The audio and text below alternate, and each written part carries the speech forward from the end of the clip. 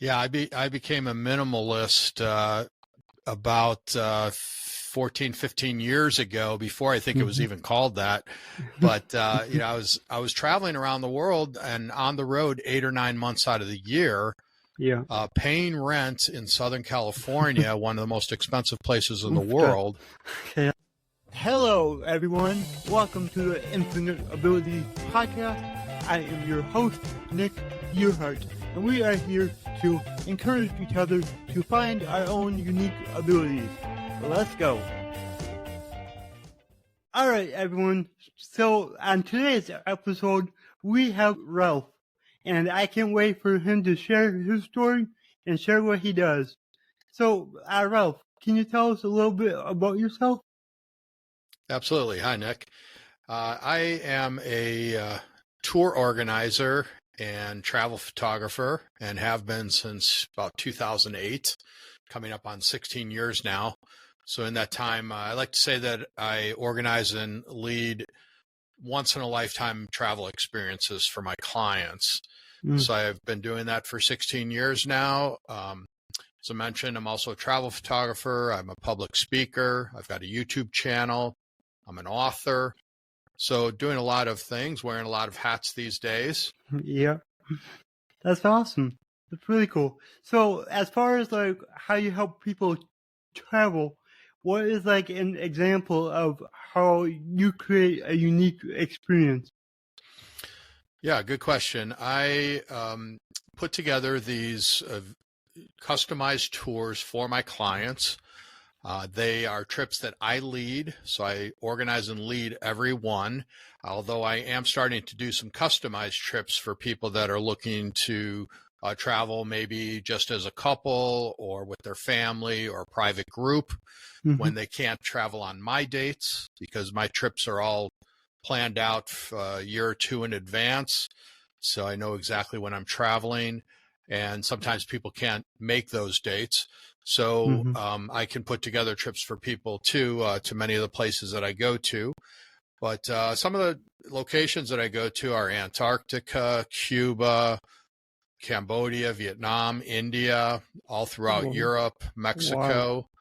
So a lot of pretty great destinations around the world. I'm looking to move to Europe in the next year or so. And so we'll probably concentrate most of my trips over there. But what I like to do is small groups, anywhere from 6 to 10 people. And that makes for just a more intimate experience for everyone. It's more manageable for me. But what I love is that it's about a half day scheduled, half day free time. So people get a really nice structure of the day, but they also don't feel like they are running around crazy for 24/7.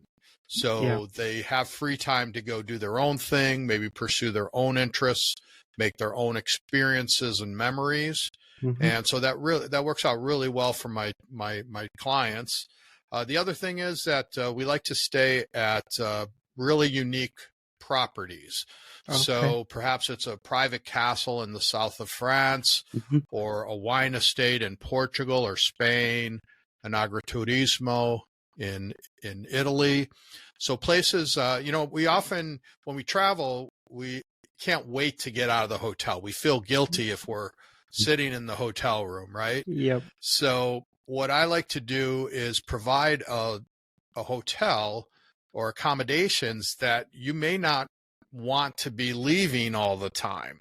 Like that castle in southern France, which is like a museum. It's from the 11th century. It's absolutely beautiful. The grounds are amazing. There's 270 acres, hiking trails. So you may not be so interested in just, always leaving the hotel. Yep. So that's what I've been trying to do. You got swimming pool, game room, things like that. That's really awesome. Well, I know for a fact that I will be getting a hold of you the next time I want a unique travel experience. Sounds great. Yeah. And what is that company called? So then my listeners know. Yeah, so my company is called Continental Drifter Experiences. They could find me at continentaldrifter.co. Awesome. Yeah, and I like that you make it so people have time to do their own thing. because like for me, when I travel, I don't like to have a plan for my whole trip. Yeah. Where some people, they're like, oh, on this day at this time we're doing this and then this and then this, and I'm just like, nope, I'm not doing that. I'm gonna do whatever comes up, whatever I feel like doing, and I think that's a way better and way less stressful way to travel than to have a set schedule every day. So I really like that you give time to just do your own thing. That's really awesome.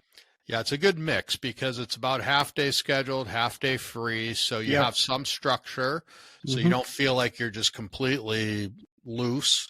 But we have some wonderful wine tastings and caviar tastings and visiting local artisans, or perhaps some historic sites with a local guide doing walking tours, things like that.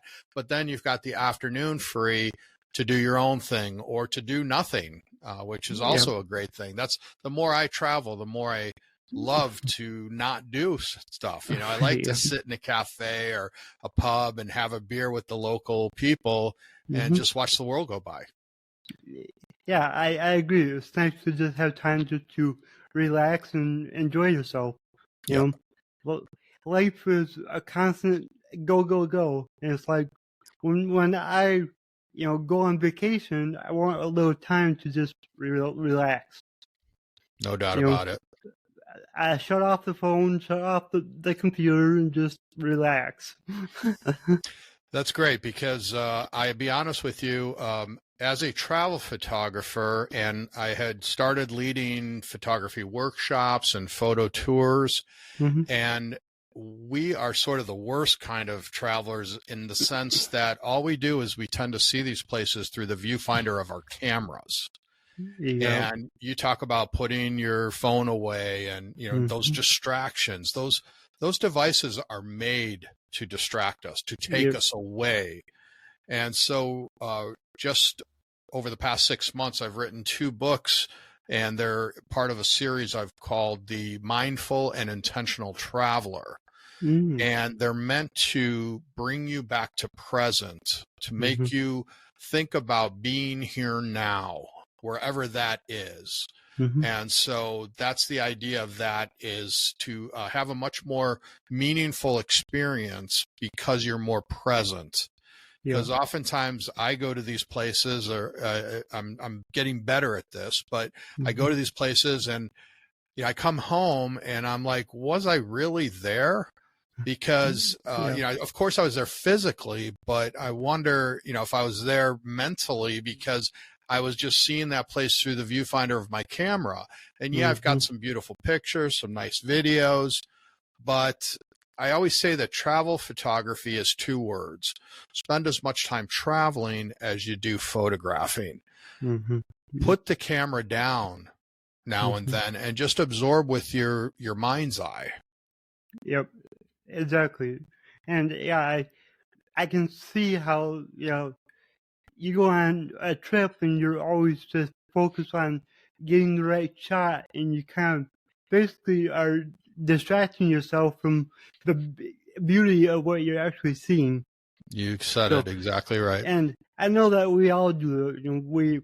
We tend to take a lot of pictures of everything, and like, let's be honest, most of those pictures that we take on our vacations, we don't look at again. You know? Right. So it's like, but it's really awesome, to get those a couple shots that are actually meaningful, But that's right. Like, put the phone down and just enjoy it.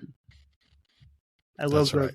Yeah, come back with memories and not so many photographs necessarily. You need a good mix. Yep. Balance. And what else did you say you did? We got traveling, and then travel photography. You're an author. Yes, and I have a YouTube channel. I'm a public speaker, so I speak at the travel and adventure shows throughout the U.S. Okay. I've been doing that for about 14 years now. So I'm also looking to create a speaking series around this idea of being a mindful and intentional traveler, and then potentially creating some retreats and workshops overseas, like such as at that 11th century castle, where we can go there, do exercises, journaling, forest bathing, and put into practice this idea of being present when we travel. I don't know about you, but oftentimes I find myself just eating in front of the TV just because I have to, because I have to eat. But again, do I even know what I ate? It's just like, it's something that we do just because we have to sometimes. And so really enjoying the flavors and the textures of the food, the sounds of the places, the feeling of it, the heat or the wind, using our five senses to travel. Yeah.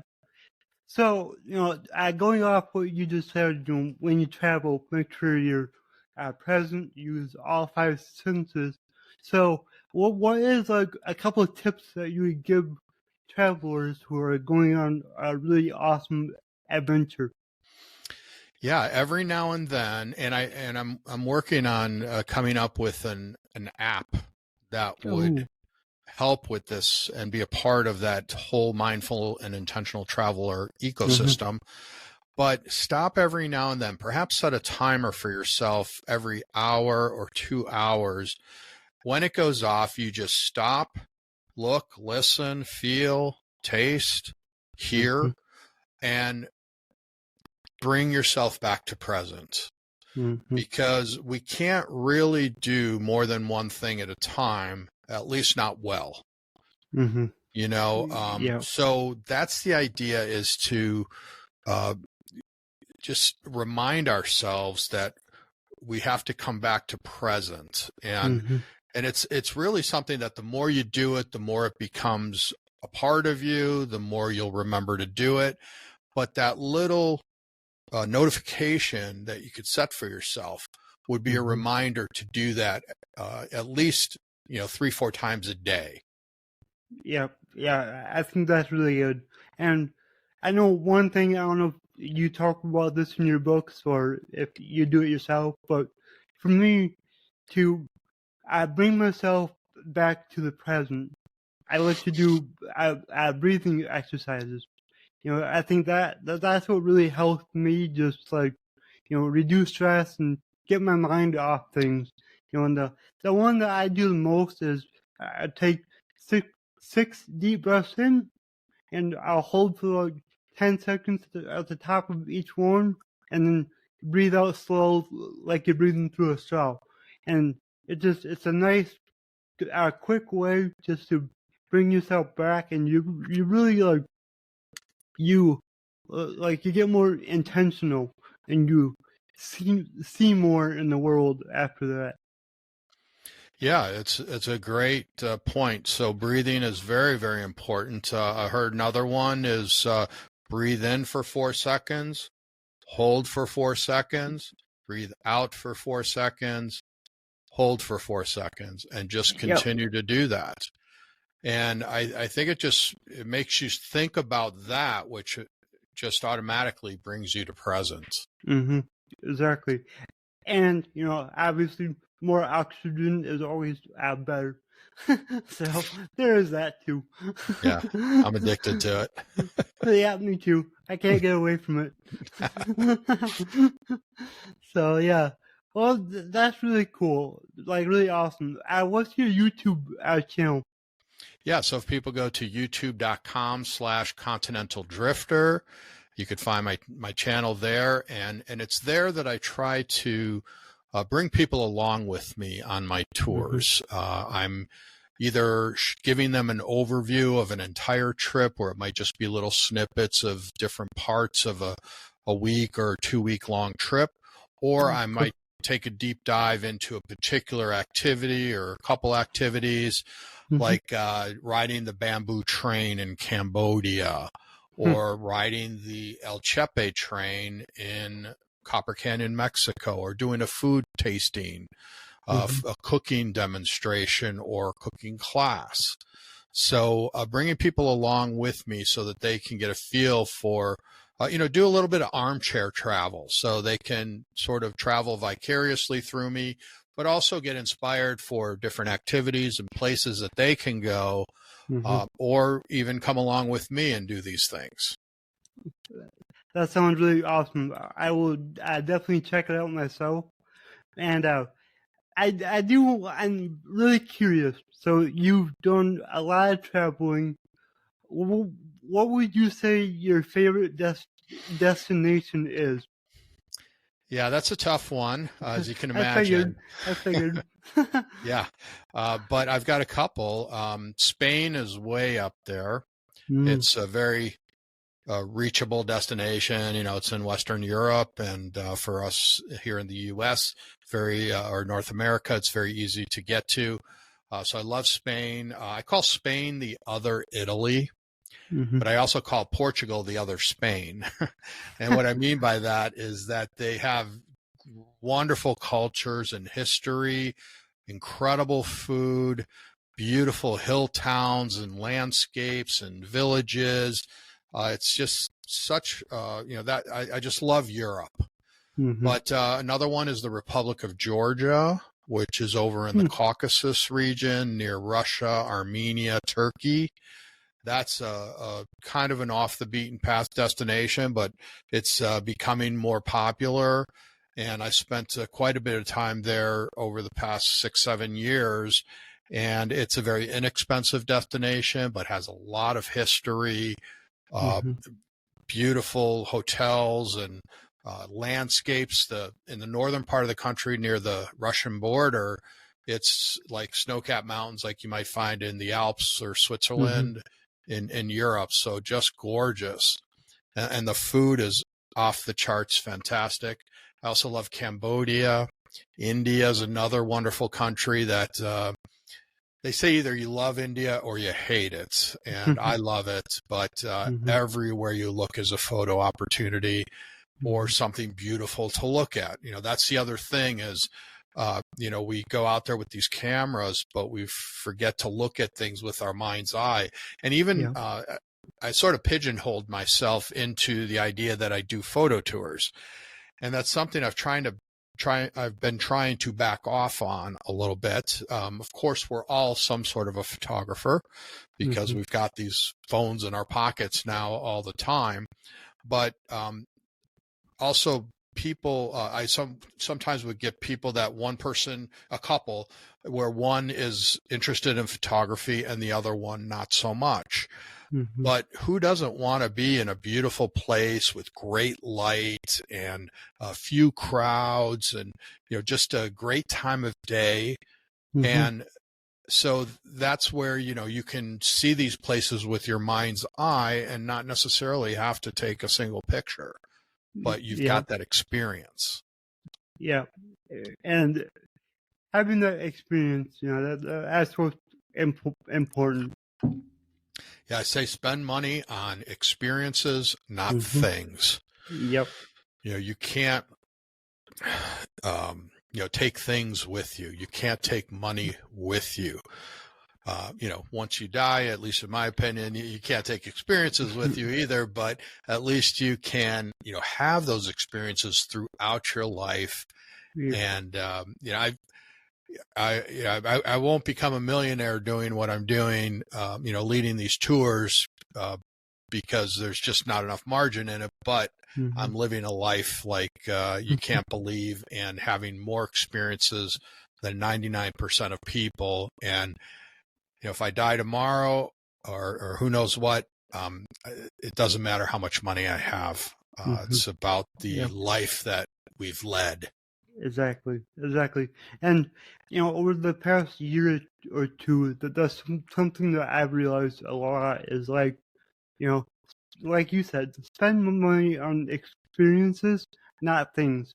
I've always been someone who buys a lot of things, and over the past year, I've sold a lot of things and just kind of simplified my life because a lot of those things didn't line up with my goals. So It's just like, and then now I travel all the time. Every couple months I'm going to Florida or Arizona, so it's like it's really awesome.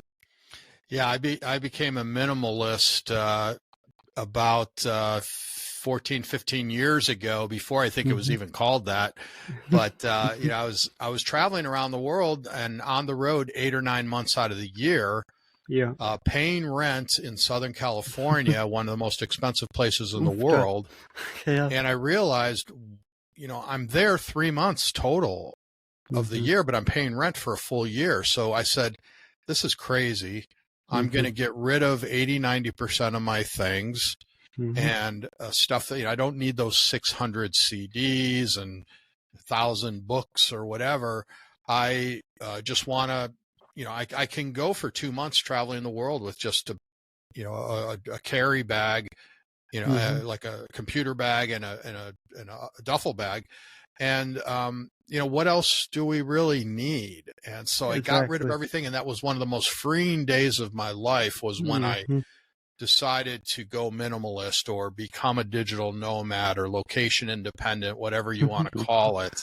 Yeah. But getting rid of that stuff. Because all we have to do, we just drag that stuff around, especially when it comes to like electronics, things like cameras and computers and smartphones. Those things go out of date very quickly.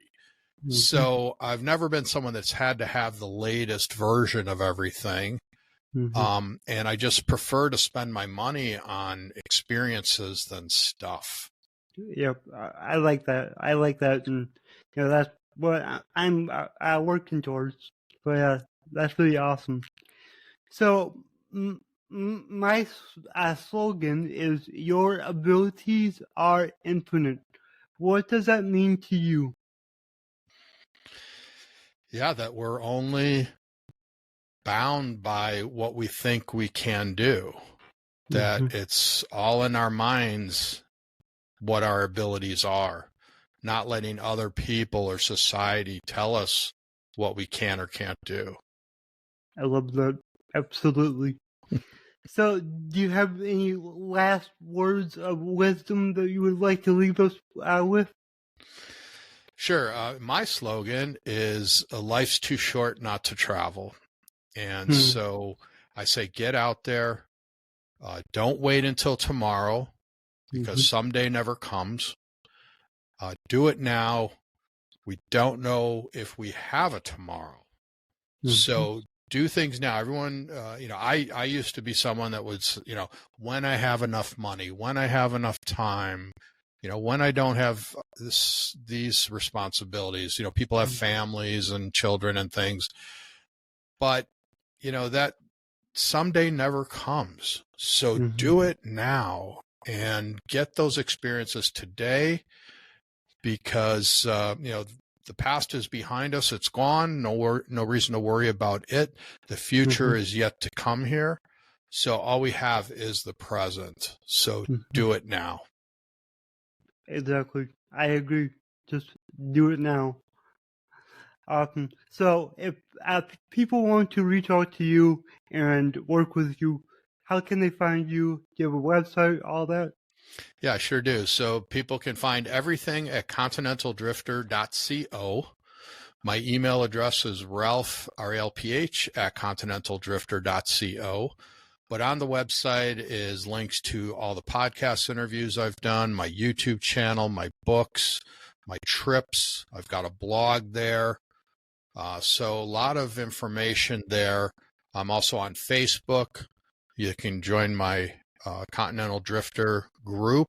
It's facebook.com/The Continental Drifter, at Ralph Velasco on Twitter and Instagram, and connect with me on LinkedIn. All my links are there on the website.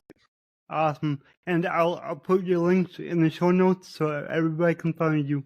Appreciate it. All right, Ralph, this was really great, and I can't wait to meet you in person and go on a trip together. It's going to be awesome. That sounds great. I would love it, my friend. Thanks a lot. Thanks for having me on, Nick. Of course. If you enjoyed this show, please go ahead and share it on your Instagram story and tag me in it. the Nick Yerhart. Also, go ahead and share it anywhere else that you see fit, because the only way that I can grow this is by you guys sharing it. I don't sell anything on here. I don't have any sponsors, so let's just get it out there by word of mouth and help more people. Alright, everyone, remember, your abilities are infinite.